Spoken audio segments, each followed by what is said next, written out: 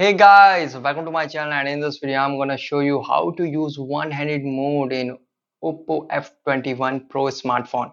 Okay, so first open an application. Okay, now swipe down from the bottom of the screen like this to go in one-handed mode, you can see, and swipe up like this to again go in full screen mode, you can see.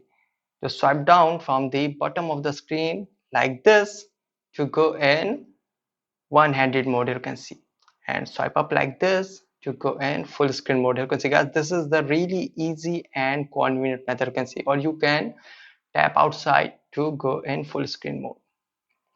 You can see this is the really easy and convenient method, you can see. But this method you can use one-handed mode in OPPO F21 Pro smartphone. You can see you can easily use the application with one hand like this, as you can see. Let's open the application. Just swipe down from bottom of the screen to go in one-handed mode. So you can see, if you want to work with only one hand, you can see this one-handed mode is for you. And tap outside to again go in full screen mode. So guys, this is the method to use one-handed mode in OPPO F21 Pro smartphone easily. Guys, thanks for watching. If you have any query to this video, let me know in comment section below.